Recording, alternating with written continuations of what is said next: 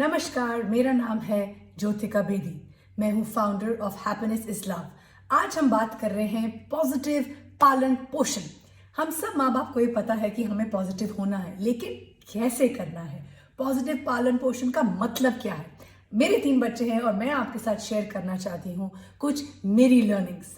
यदि आप अपने बच्चों के व्यवहार को लेके थोड़े ओवरवेल्म्ड हैं, थोड़े अभिभूत फील कर रहे हैं, तो आप अकेले नहीं हैं। मैं आपके साथ हूँ क्योंकि मैं खुद सीख रही हूँ और आपको अपनी लर्निंग्स शेयर करना चाहती हूँ, क्योंकि हम सब माँ बाप कोई ना कोई स्टेज अपनी लाइफ में अपने बच्चों के साथ थोड़ा बहुत स्ट्रगल करते हैं। हमें चिंता होती है और हमें ये समझ नहीं आता कि हम अपने बच्चों की मदद कैसे करें। और सबसे पहले खुद सीखें ताकि हम बच्चों को अच्छी सीख सिखा सकें। मेरा आपके लिए कोई एक प्रश्न है और मैं चाहती हूं कि आप जो भी कुछ कर रहे हैं उसको भी छोड़ छाड़ के मेरे 4 प्रश्नों का जवाब दें। सबसे पहले, आपकी सबसे बड़ी पालन पोषण चेतावनी क्या है? क्या चैलेंज है जो आप अभी फेस कर रहे हैं? पहला सवाल। दूसरा, आप इसके बारे में क्या कर रहे हैं? तीसरा, क्या आपका तरीका काम आ रहा है? चौथा, क्या आपको लगता है कि कभी कभी हम माता पिताओं को मदद की जरूरत होती है? आप इन सवालों का जवाब दें, क्योंकि मेरे को बहुत बारी ऐसा लगता है कि हम माँ बाप को कोई गाइडेंस, कोई बुक या ऐसा कोई तरीका, सही तरीका नहीं सिखाया जाता है और हम लोग फिर हमें समझ नहीं आता है, हमारी परेशानियां बढ़ जाती हैं क्योंकि हमें असली अच्छा तरीका, पालन पोषण का पॉजिटिव तरीका नहीं सिखाया जाता है।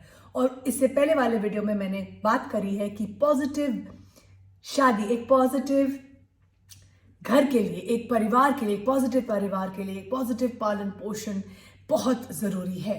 तो मैं आपके साथ अपनी कुछ ऐसी चीजें आपके साथ शेयर करना चाहती हूँ, ऐसी युक्तियां आपके साथ शेयर करना चाहती हूँ जो आपके और आपके बच्चों के व्यवहार में आपको मदद करेंगी। सबसे पहले बहुत जरूरी, और ये मैं भी सीख रही हूँ और अपने बच्चों के साथ इसको रोज के रोज इसको अमल कर रही हूँ कि सबसे पहले एक अपने बच्चों के साथ रोज के रोज आप उनके साथ टाइम बिताएं। ये बहुत जरूरी है। एक आमने सामने बैठकर जो बात करने का मजा है, और बच्चों की यही नीड है, बच्चों का व्यवहार बेहतर होने के लिए ये बहुत जरूरी है कि हम रोज, एक मेरे 3 बच्चे हैं और मुझे तीनों के लिए रोज अलग अलग टाइम निकालना पड़ता है ताकि हम लोगों का ऐसा बॉन्ड हो, ऐसा रिश्ता हो जहां हम आमने सामने बैठकर कोई भी विषय पे, कोई भी बात हम कर सकते हैं खुल के, ताकि कोई पर्दा ना हो, बच्चों को कोई भी परेशानी हो, कोई भी चिंता हो, कोई भी उनके कोई भी चैलेंज हो वो मेरे साथ ओपनली शेयर करें और इसमें ध्यान दें ताकि आपका और आपके बच्चों का जो इमोशनल बॉन्ड है, जो इमोशनल संबंध है, इससे आप देखेंगे वो बहुत ज्यादा स्ट्रांग हो जाएगा। सो प्रतिदिन प्रति बच्चे, जितने भी आपके बच्चे हैं, मेरे 3 हैं, 10 से 15 मिनट ही उनके लिए निकालें ताकि आप उनके साथ बैठें, उनसे अपनी भी बात करें। अगर आपका भी, आपके दिन में क्या हुआ, कोई इंटरेस्टिंग चीज़ हुई, आप किसी इंटरेस्टिंग पर्सन को मिले, कोई सक्सेस आपको मिला, कोई फेलियर आपने एक्सपीरियंस करा, इन चीज़ों की बातें अगर आप करेंगे तो आप देखेंगे आपके रिश्ते में बहुत ज़्यादा सुधार आएगा और बच्चे आपसे और क्लोज हो जाएंगे। दूसरा, नींद को लेके प्लीज़ गंभीर हो जाएं। बहुत ज़रूरी है। मैं बहुत सारे पेरेंट्स के साथ काम करती हूँ और नंबर 1 चैलेंज जो आज की जनरेशन के पेरेंट्स को फील हो रहा है, एक्सपीरियंस हो रहा है, वो है हमारे बच्चों की नींद। बिकॉज अब साइंस कह रही है कि स्लीप ही सेहत है। तो बहुत ज़रूरी है कि हम माँ बाप ध्यान दें, क्योंकि अगर हमारी भी नींद ठीक ना हो तो हम भी महसूस करते हैं, थोड़ा चिड़चिड़ हो जाते हैं, हमें गुस्सा आता है और यही हमारे बच्चे भी फील करते हैं। तो बहुत ज़रूरी है कि नींद का जो टाइम टेबल है, हम अपनों के बच्चों के साथ बैठ के उनके साथ डिस्कस करें और हम खुद फॉलो करें। अगर हम फॉलो करेंगे तभी हमारे बच्चे फॉलो करेंगे। और 8 घंटे की नींद तो बहुत ही ज़रूरी है। और अगर आपके बच्चे अभी छोटे हैं तो बहुत अच्छा है कि आप रोज के रोज 10 मिनट पहले ही उनके अगर स्कूल का टाइम सुबह 8 बजे है तो उनको धीरे धीरे इस प्रैक्टिस में ले आएं और रोज की रोज उनका जो स्लीप टाइम है वो ऐसे करें ताकि उनको एटलीस्ट 8 से 9 घंटे की नींद पूरी अच्छी तरह मिले, ताकि जब वो उठे सुबह वो स्कूल के लिए तैयार हो, उनके चेहरे पे मुस्कुराहट हो और उनमें वो एनर्जी हो। सो ध्यान दीजिए अपने घर का दिनचर्या, माने अपने घर का रूटीन, ये बहुत ज़रूरी है। बच्चों को एक अच्छा रूटीन ही है जो उनको शक्ति देता है दूसरे बाहर की दुनिया से कि जो चैलेंजेस है उनको फेस करने के लिए। अगर हमारे घर पे ही हमारा रूटीन नहीं होगा तो हमारे बच्चे स्कूल में जाकर ज़्यादा फ्रेश फील नहीं करेंगे, वो एक्टिव नहीं फील करेंगे। अपने बच्चों के साथ ये तय करें कि हमारे घर का जो रूटीन है बहुत ज़रूरी है, उसमें कब खाना खाना है, कब सोना है, कब बैठ के बातें करनी है, इन सब चीज़ों को बच्चों के साथ डिस्कस करें और ऐसा रूटीन बनाएं जहाँ पर सब लोग मिलके एक योगदान दें ताकि सबको फीलिंग आए, घर की फीलिंग आए कि हम सबको कंट्रीब्यूट करना है अपनी फैमिली में। और छोटे बच्चे जो हैं उनके लिए आप चित्र, बिकॉज उनके लिए शब्द थोड़े मुश्किल हो जाते हैं, चित्र बना के उनको कहें कि आप बताएं आपको क्या लगता है एक हेल्दी टाइम टेबल कैसा होता है, ताकि बच्चों को भी लगे कि उनका भी योगदान है घर के लिए। चौथा, बेहतर व्यवहार के लिए अपने बच्चों को ये समझाना बहुत ज़रूरी है कि घर में जो भी नियम बने हैं वो स्मूथली चलें, सबका योगदान ज़रूरी है, ताकि ये ना सोचे कि ओ सिर्फ हमें काम ही कर रहे हैं, हर चीज़ काम नहीं है। बच्चों के अंदर ये भावना आनी चाहिए कि एक हम परिवार हैं, हम सब एक दूसरे का योगदान देंगे तभी, यही बहुत ज़रूरी लाइफ स्किल है। अगर हम कंट्रीब्यूट करेंगे, हम योगदान देंगे, ये ना सोचें कि ये काम है, तो बच्चों में एक फीलिंग ऑफ रिस्पॉन्सिबिलिटी आएगी, बच्चों के अंदर पेशेंस आएगी, बच्चों के अंदर अप्रिसिएशन आएगी, वो उनके अंदर ये फीलिंग्स आएगी, शुक्राना की फीलिंग आएगी कि हम लोग, हमारी फैमिली में इतनी पॉजिटिविटी है और हम सब एक साथ होके घर के लिए योगदान अपना देते हैं।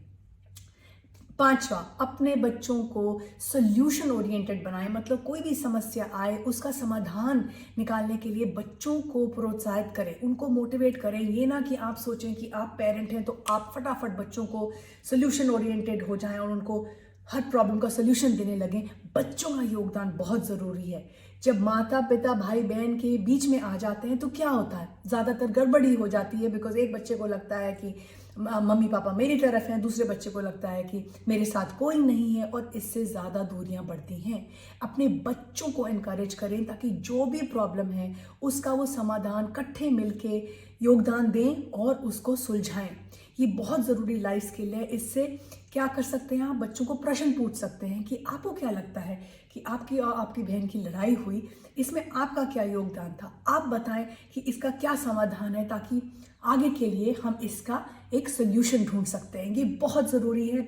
मेरे 3 बच्चे हैं तो आप सोच सकते हैं कुछ ना कुछ लगा रहता है, तो हम लोग ये इनकरेज करते हैं कि बच्चे खुद अपनी प्रॉब्लम्स का सोल्यूशन ढूंढें, और हम माँ बाप हैं उनको गाइड करने के लिए, लेकिन वो सोचें कि इस प्रॉब्लम को कैसे सॉल्व करना है, ना कि हम माँ बाप पहले जंप करके उनके बीच में आएँ और दूरियां और बढ़ाएं। नंबर 6, परिवार के नियमों को सरल बनाएं।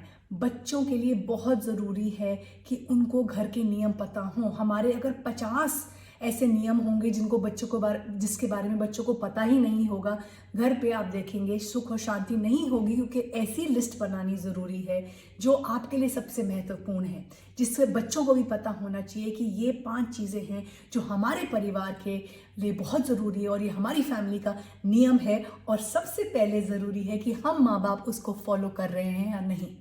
जैसे हमारे घर में बहुत ज़रूरी है कि हम इकट्ठे बैठ के पूरे दिन में एक मील इकट्ठे खाएं, चाहे वो लंच हो या डिनर। लंच मुश्किल हो जाता है, लेकिन डिनर पे सब साथ बैठ के खूब बातचीत करते हैं, गपशप करते हैं, हंसते हैं, एक दूसरे को मजाक करते हैं और अपने दिन के बारे में शेयर करते हैं। ये टाइम बहुत प्रेशियस है, बिकॉज पूरे दिन की थकान निकल जाती है और बच्चों को एक फीलिंग ऑफ उनको लगता है कि हम सब एक हैं, और बहुत ज़्यादा खुशहाली घर में आ जाती है, क्योंकि बच्चों को पता है हमारे घर का ये नियम।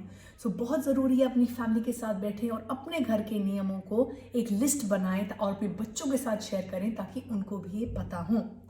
अगला, बच्चों से एक सिर्फ ना कहने के लिए ना कहें। बहुत बारी मैंने भी गलती करी है कि बस नहीं कहने के लिए हम नहीं कह लेते हैं, लेकिन ये सोचें कि आपके घर के जो नियम हैं वो आप किसी चीज़ के लिए अगर नो कह रहे हैं, वो आप क्यों नो कह रहे हैं। जैसे हमारे घर में जो स्क्रीन टाइम है वो सिर्फ 1 घंटा अलाउड है छोटे बच्चों को, और 2 घंटा हमारे बेटे को जो 17 साल का है। तो जो ये नियम हमने बनाया है, हमने बच्चों का भी इसमें इन्वॉल्वमेंट ली है, और बच्चों को ये पता है कि हमारे घर का रूल है, और अगर हमने नहीं बोला है तो वो नहीं है। ये नहीं कि एक दिन आप 3 घंटे कर सकते हो, दूसरे दिन आप 6 घंटे कर सकते हो। ऐसा नहीं, अगर आपको अलाउड है 1 घंटा स्क्रीन टाइम तो उसके लिए अगर नहीं है तो बच्चों को भी ये नहीं ना पता है। तो जो भी जिन जिन चीज़ों के लिए आप ना कहते हैं पहले सोचें, उसको अच्छी तरह समझें, अपने बच्चों को बताएं कि ये चीज़ों के लिए आपका नो है, ताकि अगली बारी जब वो आपको परेशान करें या बोले नहीं मुझे और स्क्रीन टाइम चाहिए, आपको क्लियरली बोलना है कि नहीं, हमने आपको बताया था आपका सिर्फ 1 घंटा ही स्क्रीन टाइम है। आप बार बार हमें बोलेंगे, हमारा डिसीजन चेंज नहीं होगा। अगला, चिंता मत करें, खुश रहें। मुझे पता है कहना बहुत आसान है, हम सबको चिंता होती है, लेकिन चिंता का कोई एक हेल्पफुल इमोशन नहीं है। इससे हमारे को कोई हेल्प या मदद नहीं मिलती है। अगर हम चाहते हैं हमारे बच्चे खुश रहे, हमारे घर में खुशियाँ आए, शांति रहे, उसके लिए बहुत ज़रूरी है कि एज अ पेरेंट मेरे को अपने अंदर झांक के देखना है कि कौन सी चीज़ें हैं जो मैं कर सकती हूँ जिससे मैं लेस स्ट्रेस्ड फील करूँ, मैं ज़्यादा खुशहाल रहूँ। इसके लिए अगर आपको मदद चाहिए, यही काम हम करते हैं हैप्पीनेस इज लव में। आपको किसी भी तरह की चिंता और आपको नहीं समझ आ रहा उसको कैसे हैंडल करना है, आप हमारे को फ़ोन कर सकते हैं, आप हमारे को ईमेल कर सकते हैं, बिकॉज हमारा काम, हमारा मकसद ही ये है पॉजिटिव पालन पोषण। और पॉजिटिव पालन पोषण की पहली सीढ़ी माँ बाप से ही होती है। हमें ही अपने बच्चों के लिए वो रोल मॉडल बनना है, ताकि हमारे बच्चों में भी वो पॉजिटिव एनर्जी आए और जो हम उनमें चाहते हैं वो सारी क्वालिटीज़ हमारे में आए।